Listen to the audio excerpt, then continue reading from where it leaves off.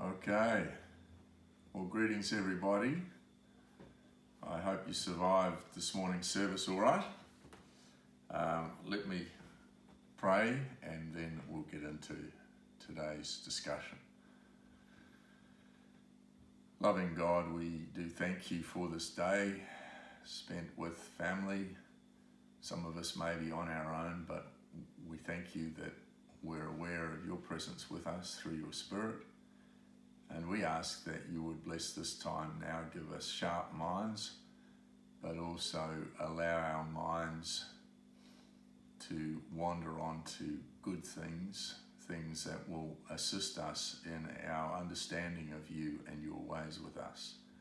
In Christ's name we pray. Amen. So, in this morning's message, you'll note that I took quite a significantly different approach this Sunday. I felt that there were a whole lot of threads coming together.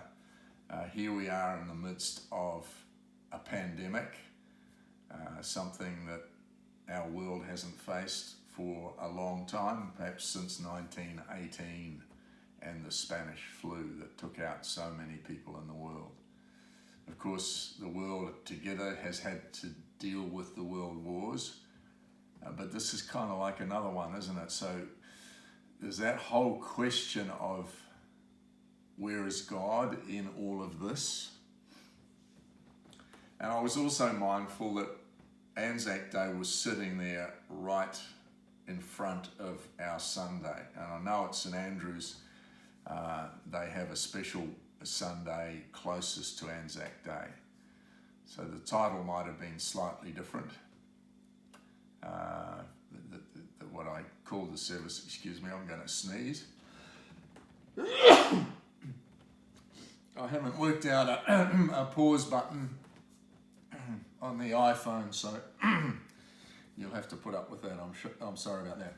So there were all these threads coming together, and I thought, well, rather than go to a text directly and work from that as my normal pattern, if it's not in our lectionary, it might be another reading. Instead of doing that, and that's kind of a safe way for a preacher, and it keeps us on track. Excuse me. Well, this will be something you can write home to your family about. Your lecturer. I'm not coming down with anything. It's just a bit of sinus issue. So there I was and I was aware that really undergirding everything was the whole question of the problem of suffering, or the problem of evil. And I want to spell out what that problem is now. And then we're going to look at some good passages from the Bible that may challenge us. And then I'll open up a general introduction to this subject. And then when we come to Tuesday night, we'll look at the questions that we raise in regards to the problem of suffering in the world and a loving God and an all-powerful God. And we'll look at it in relation to the Bible texts that I discuss with you now, but also that poem that Corrie ten Boom that she used. I fumbled about a little bit in explaining it to you this morning, but when she came out of that whole Second World War terrible experience, she actually became a public speaker who went to all kinds of places all around the world, speaking to them mainly about her own Christian life and her faith, but also in the face of suffering and in the face of terrible evil, how that in fact had strengthened her faith, not diminished it. Okay, so my computer's gone to sleep. I'll wake it up here.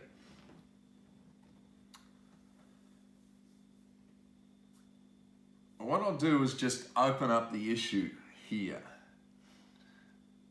So the problem of suffering is only a problem if you believe in God and you believe that God is good, not malevolent, not evil. It's interesting that the Gnostic heresy that was quite prevalent in first century Mediterranean, and Christians were running into it all the time. New Christians, some of Paul's writings are directed to the Gnostic heresy. They had a two-tiered theocracy.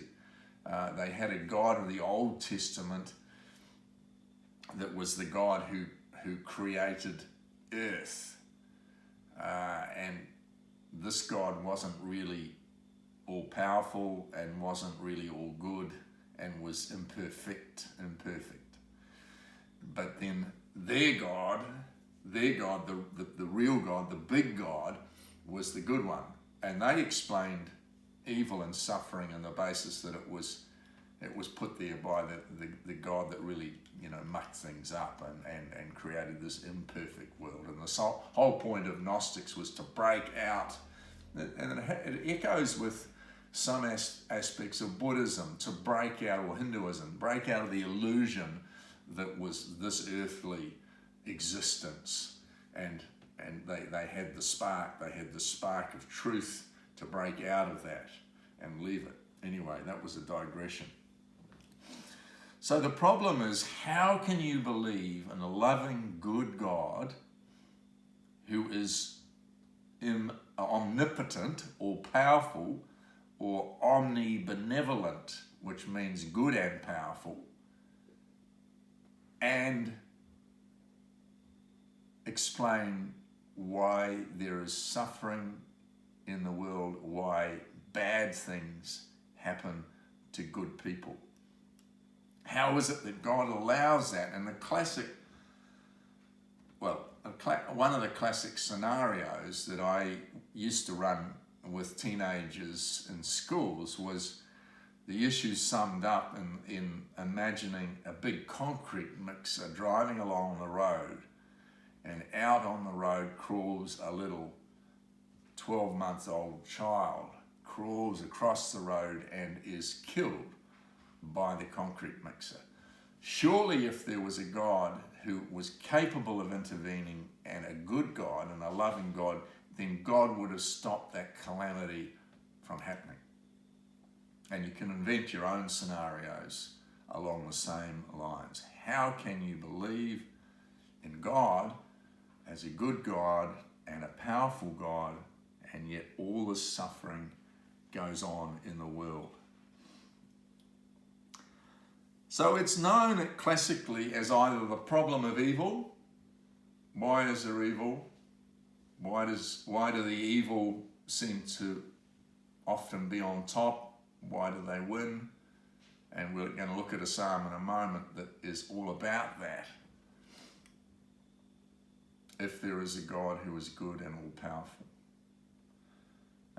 And this honestly has been a block in many people coming to faith in one true God. C.S. Lewis used to use this as a weapon in his atheist, when he didn't believe in God, and he was quite antagonistic towards Christianity in his young years. He was a very, very bright man, a wonderful philosopher and logician. He was a master of logic. And a lover of words, and just an incredible scholar. And he would bring this problem of suffering up and fire it at Christians that he knew and said, how do you explain this? Come on, you give me an answer. And really for a long time he was dissatisfied with the answers. And then when he himself became a Christian, he realized that he must be able to answer that question. We call it Christian apologetics. It's not apologizing, but it's explaining. It's a whole discipline of Christianity that you can get into if you're interested in. So that's probably opening up what the issue is. Why do bad things happen to good people? What's the problem? The problem is a good God, a loving God, a God who's supposed to be all-powerful, allowing terrible things to happen when presumably he could intervene and could interfere.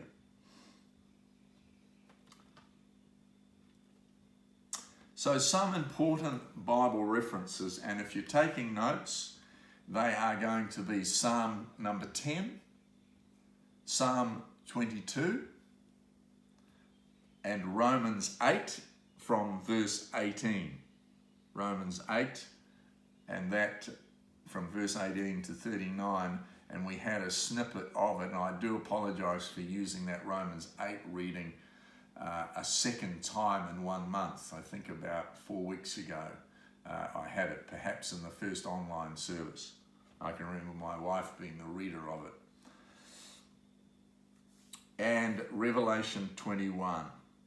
And together with these Bible passages, I want to include the poem that Corrie ten Boom would use often as she went about her various places that she spoke to.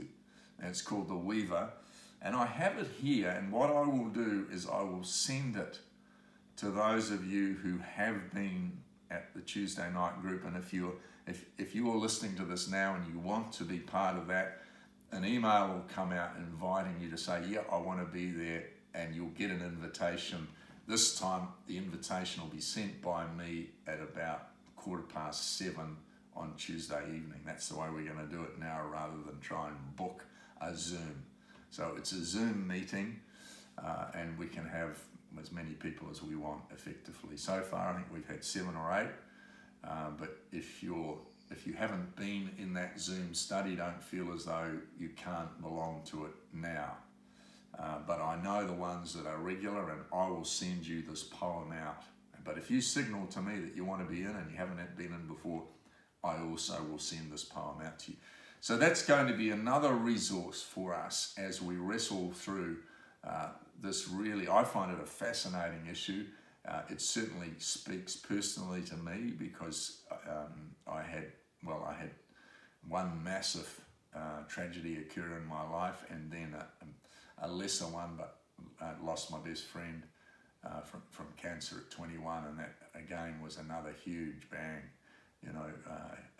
huge period of questioning for me in my life. Okay, so we're going to have a look at Psalm 10, and I'm using this faint texted NIV here, but I've got my better glasses on. See that, Roger? I don't think they're script glasses, but they actually suit. I'm about a 2.0, I think, right now. Roger will be grinning away. Here we are, Psalm 10. So hopefully you put me on pause while you've dashed to get your Bibles. It's worth us reading through this, and we'll do it again in more detail on Tuesday night. Why, O Lord, do you stand far off? I just paused there, because isn't that the cry of us often when we're going through really tough times? We might be a bit down, nothing seems to be going right. Where are you, God? Where have you gone? And here's the psalmist in the midst of life. This is real life. The Psalms are full of real life situations. Not to say that the rest of the Bible isn't, but I think you know what I mean. Why do you stand far off? Why do you hide yourself in times of trouble when I need you? In his arrogance, the wicked man hunts down the weak, who are caught in the schemes he devises. He boasts of the cravings of his heart. He blesses the greedy and reviles the Lord. In his pride, the wicked does not seek him. In all his thoughts, there is no room for God. His ways, the bad guy, are always prosperous. He is haughty, and your laws are far from him. He sneers at all his enemies. And so this is this is a lament of why do the bad prosper? Why are the evil prospering? And it goes on, and we'll go into it in more detail. I won't read any further. But there are several psalms, many psalms, that cry out like this. And they're not all written by King David, as you've heard me on before, written by ordinary people of God, Israelites, in their relationship and journey with God. And I'm sure there are times in your life when you felt the same. You felt like, look, it seems to be all the crooks, all the dishonest people around me who are prospering. And the good people, the people who are trying to be generous, they're not succeeding. It's dog eat dog out there, and if you're not eating others, then you're going to lose out. And often business is like that. And some of you have been involved in business, and you'll know exactly what I'm talking about. And for the Christian in that context, the believer here, this cry goes out often. And it must have, you think about the wars. There were a lot of Christian Germans. In the Second World War, a lot of those young men, they weren't Nazis. They were there because their nation required that they go to war and fight on behalf of Adolf Hitler and Adolf Hitler's dreams and that. And the same's been true of American troops and even New Zealand and Australian troops. They've been sent to wars they know little about. And they get beaten often, defeated. And many wars, this must have been the cry of good, righteous men and women as they were overrun by the enemy.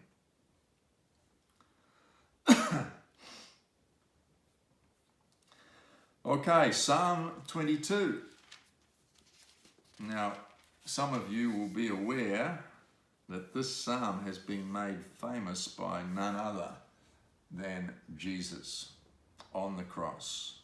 Lama, Eloi, Eloi, lama sabachthani. My God, right here, my God, why have you forsaken me? Why are you so far from saving me? So far from the words of my groaning. O my God, I cry out by day, but you do not answer. By night, and am not silent.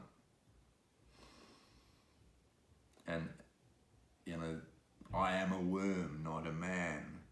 Scorned by men and despised by people. All who see me mock me. They hurl insults, shaking their heads. This cry of anguish, and we'll have a look at that again on Tuesday night as well. And it was a cry of anguish on the cross that, we're still trying to unravel the meaning of Christ's agony on the cross and Jesus' separation, sense of separation from the Father, almost separation from divinity, as he carried the sins of the world on his shoulders, and as he bled on behalf of us. And so that, again, there's cries from our own Bible of people, faithful people, going through an experience where they have felt not only have the evil conquered and the evil have won, the baddies have got the victory, but that God seems to be disinterested and far off and not involved. And that will be our experience at some point in our life. I can guarantee it. It has been for me, and I know it will be for many of you, and has been probably for many of you. So these words aren't new. And then we go to the New Testament, and there's lots of material from Jesus' own mouth, but we go to Paul. I was going to say a lot about Paul this morning as an example. You know, if you think that by being faithful to God and having a close relationship with God is going to guarantee you a garden of roses that doesn't have any thorns in it and no pruning going on, that's what I was trying to get at in that metaphor that I spent a bit of time painting by including the song, then you only have to look at a life like Paul. We might say the most successful missionary, certainly in the first century, an amazing thinker, an amazing writer, an amazing preacher. He might have been a bit difficult to get on with. You kind of get the picture that he was pretty demanding, he wasn't perfect. But boy, did he suffer. Time and time again. How many times did he get flogged? Something like 5 times. Thrashed by a rod. And I didn't look up what a rod is, but it doesn't sound very nice. Probably a metal stick, I think. Shipwrecked. Spent one whole day in water. And then at the end, was he knighted by the Roman government?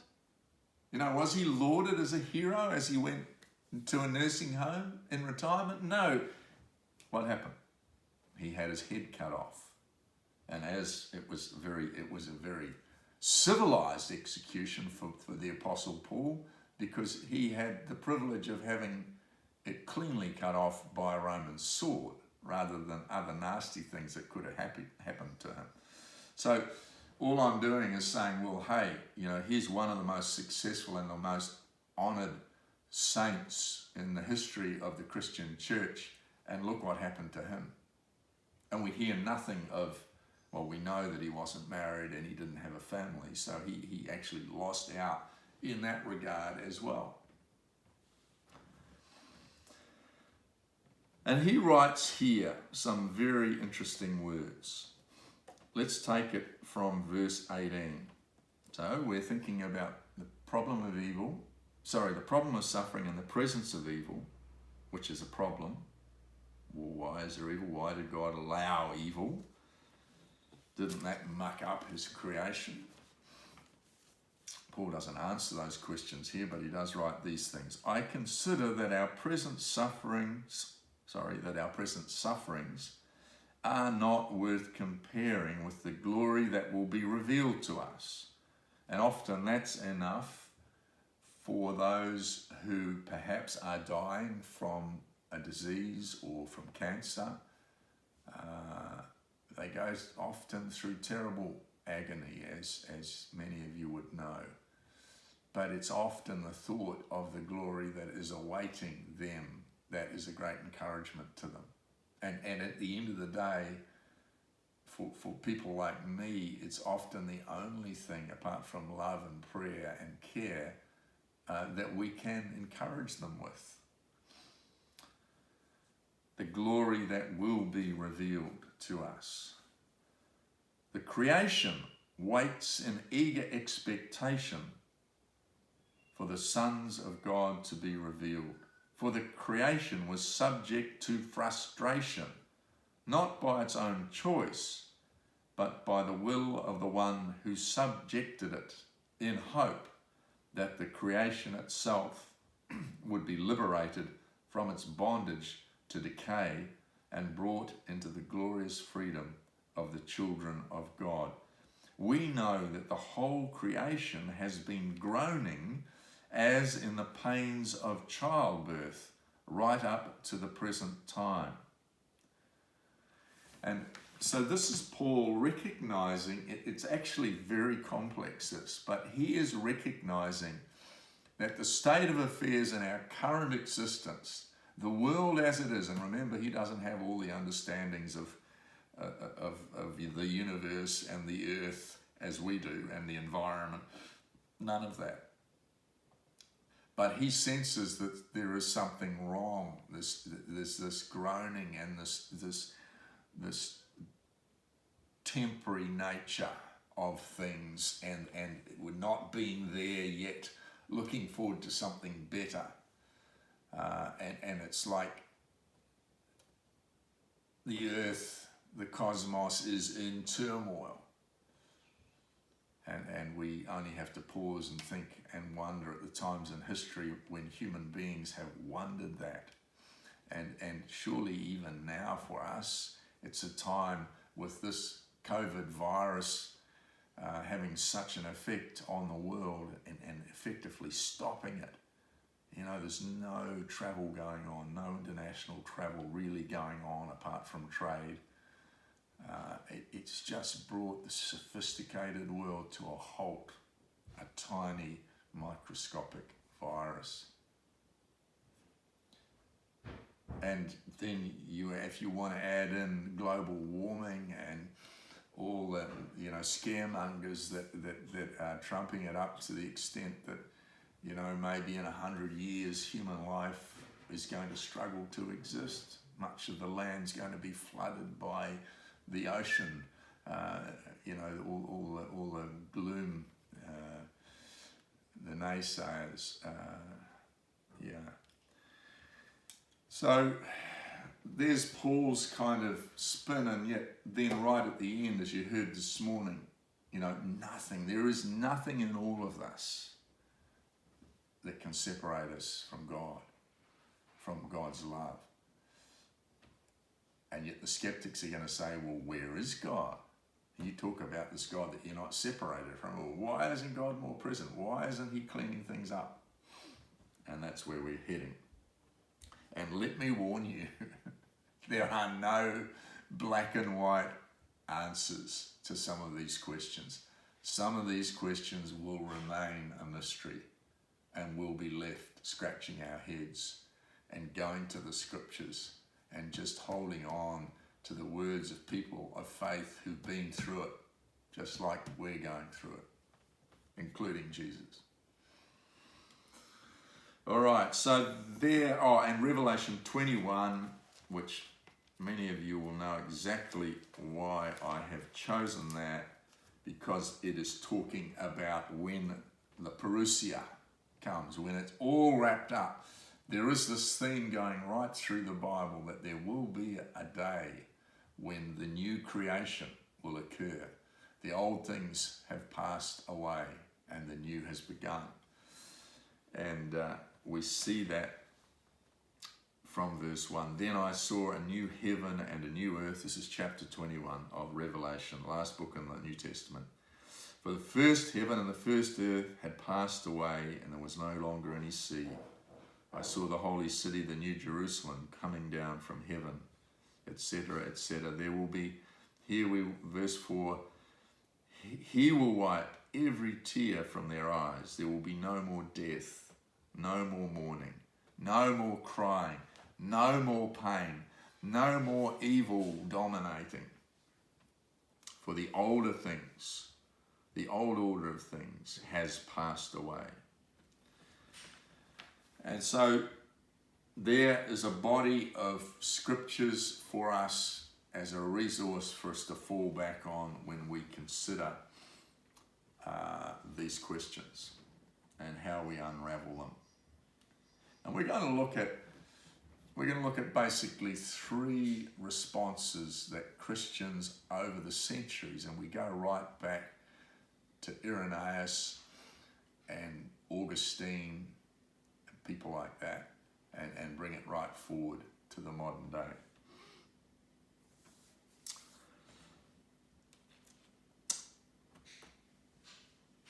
Now the poem is our last resource, and if I don't want to worry Henry with sending things to him to put in these lectures, these informal lectures, because he works very hard for me just getting that service going. I don't want to harass him anymore this weekend. So let's just, I will read it to you again to remind you. This is the poem. We don't know who wrote it, but Corrie ten Boom used a lot, and it says a lot. My life is but a weaving between my Lord and me. I cannot choose the colours, he worketh steadily, Oft-times he weaveth sorrow, and I in foolish pride forget he sees the upper, and I the underside.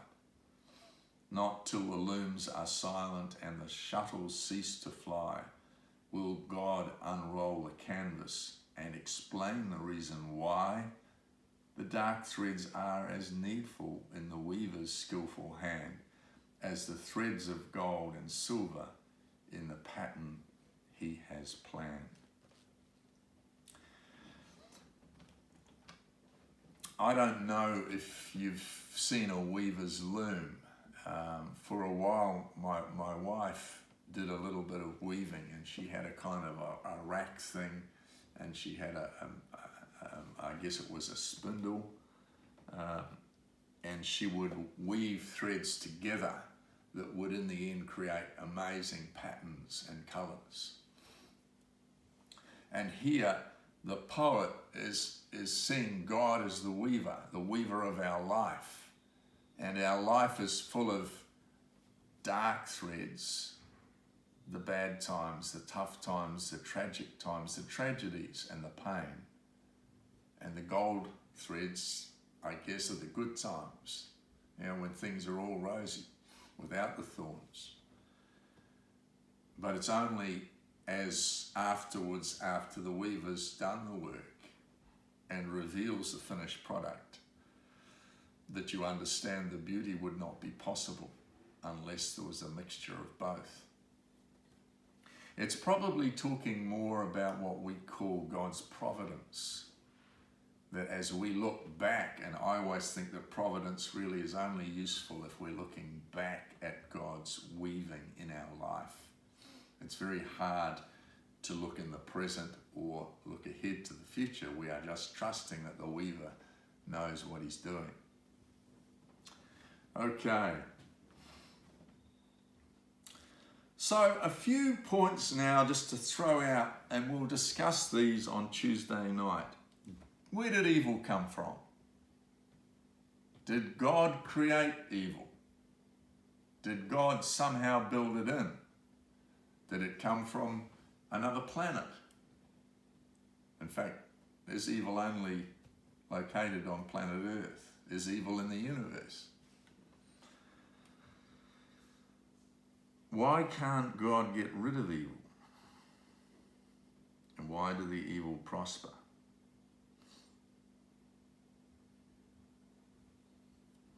What is the point of pain? Why does God allow us to feel pain and suffer pain? I'll just be back. I need to stop the noise that's happening wherever it's happening. Excuse me.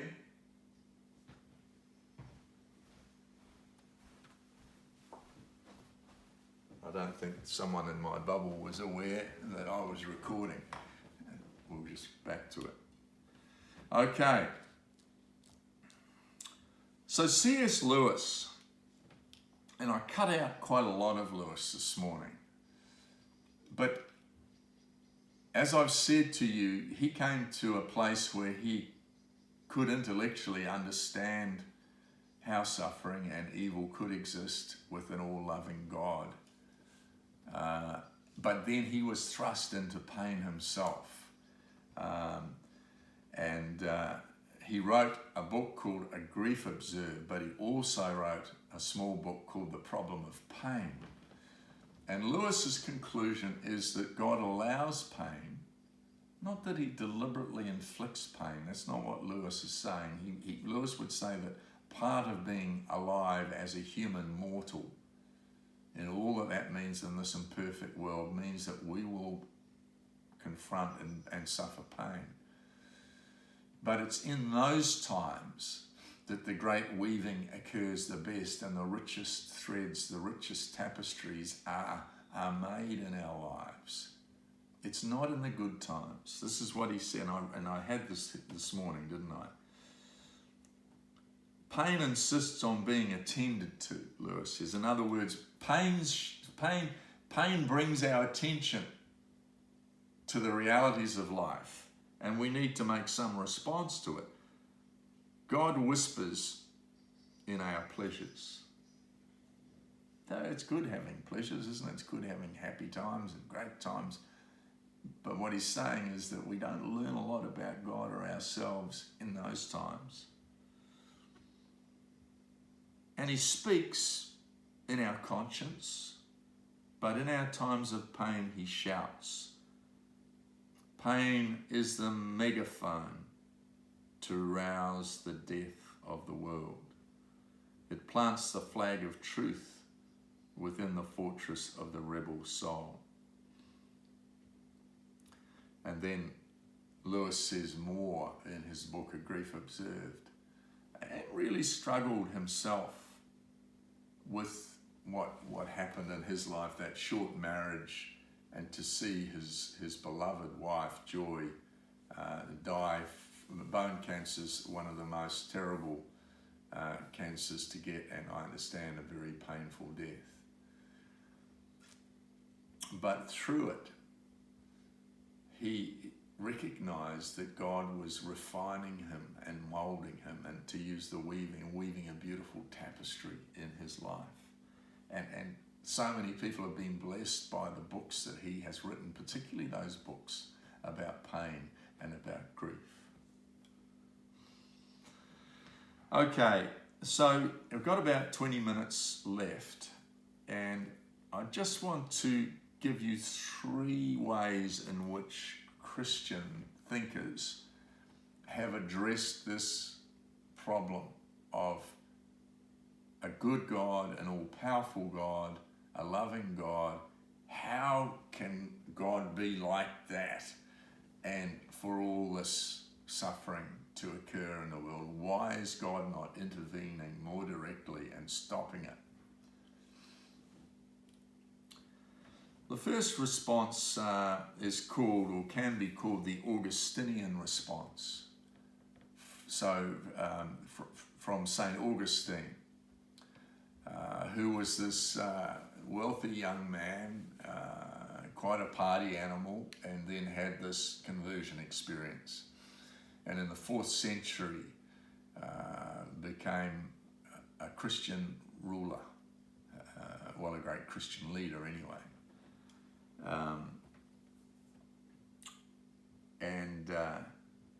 And he's written several books that we still have today, and that if you go to a Bible college or theological college, you usually have to read them. What Augustine argues, and it's very similar to what many conservative Christians will argue, and that is that he argues that when Adam and Eve fell, and he uses the fall, then creation became polluted. And not only did they fall, evil was created through their use of the gift of freedom, and bad things happening as a consequence of that. And you just go to Cain and Abel to see some of the bad stuff happening. And so Augustine would argue, and not only did humanity fall and therefore foul up and pollute create the beautiful, perfect world that God created, but so did some of the angels. So he had this conception, and that's how Satan, the devil, or the serpent in the Genesis stories ended. They were created beings that rejected God's way. And that's how evil, as a power, entered the created order. So that's the Augustinian argument. And it would go on to say that the only resolution is that Christ has reversed the control that the power of evil has upon the world and in the human soul. And that there will be one day a new creation, Revelation 21. So that's the classic conservative Christian viewpoint. Fundamentalist, you probably say the fundamentalist viewpoint as well.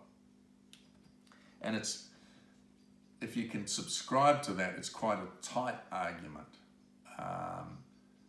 But it will depend on certain interpretations and your view of the scriptures, particularly your view of Genesis and the Adam and Eve stories. The second way of explaining or answering the problem of suffering and evil,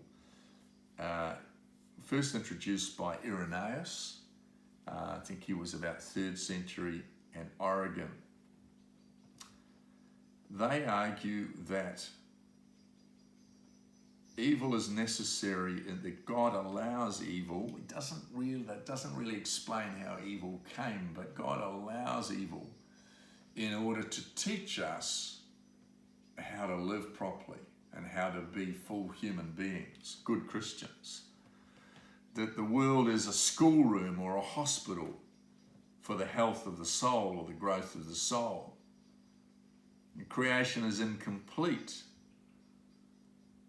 Well, they would agree with Augustine, it's been wrecked, but it's incomplete, and what we must do is learn through suffering and pain how to make it better.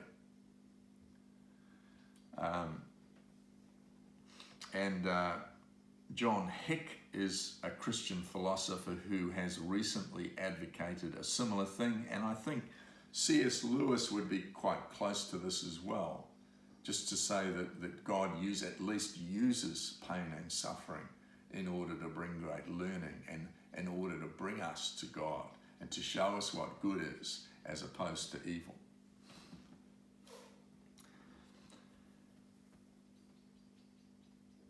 The third big, I'll come back to the second because there's a kind of a subset of the second where I'm most comfortable, and it's to do with free will. But the third big explanation is summarized, it's described as called process theology. And probably the best advocate of this is a Jewish philosopher by the name of Kushner. And I think he wrote a book, I think it was just called Why Do Bad Things Happen to Good People? And Kushner's argument is basically God has locked himself out of manipulating with the world.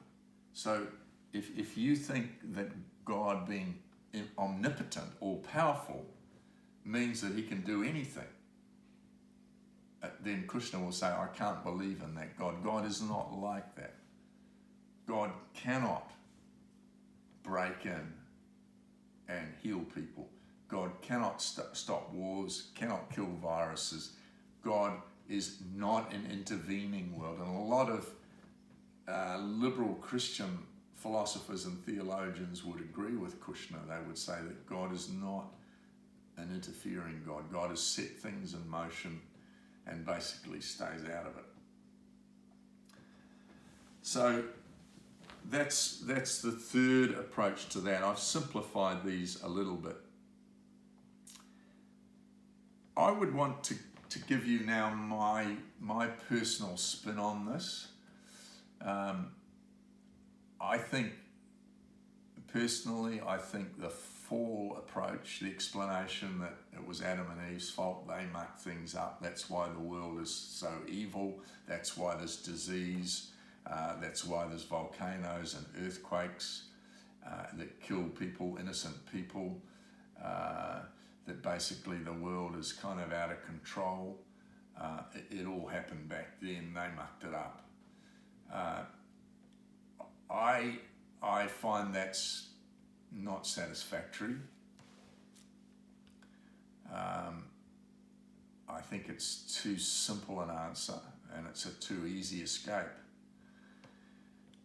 For me, I do believe God created a creation that was good in the beginning.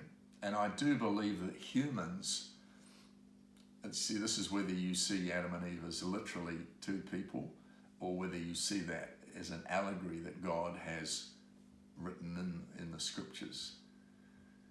But I would see that humanity has gone wrong. They have turned their back on God, and therefore, in terms of human history and the way in which we treat each other, and even our own selfish decisions, our own use of the gift of free choice that God cannot take from us. And that's the thing I would argue very strongly, that free will for human beings is something that's built into creation, and it's built into God's nature out of love for us. He did not create a bunch of automatons that would do his every bidding. But in love, he created us as we are, as free agents. And when we refuse to listen to him or refuse to have him as part of our life, the consequences of that bring about pain and suffering. Now, that doesn't always explain geomorphic tragedies like earthquakes and tsunamis. So it's not completely, and even viruses, although you see, even if you took this COVID-19 situation, it's clear that there was some kind of human interference with the natural order going on, either that, we've been infected by eating food we shouldn't be eating, and certainly the Jewish people would argue, and the Seventh-day Adventists would go to some of those Levitical food laws and say, well, certainly shouldn't be eating bats, for instance. Or the other theory, of course, that it came from a lab with the Chinese experimenting with things that they shouldn't really have been experimenting with. So then the human choice thing comes in. But then you still would say, well, why isn't God blessing scientists somewhere? If he can't intervene directly, why is God not inspiring some of these scientists that seem close to finding a vaccine or a treatment? Why isn't that happening? And this is where we come to the point of saying, gee, I can't answer that. But I know that God's real, and I know that he created everything, well, all the good stuff, and that I know what a difference he's made in his weaving in my life, and I trust the scriptures. But there are some things I can't understand. I can't understand, why my best friend Glenn died at 21 when he'd just become a Christian. Terrible bone cancer. I can't understand how my father had to die so tragically, and I can't even elaborate on that with you here now. Not that I can't talk about it, but I want you to be able to sleep tonight. So those kind of things, I don't have an answer for. And I'm very suspicious of people who have a slick answer for it, because it's not like that. I just don't believe it's like that. All right, I'm going to wrap up now.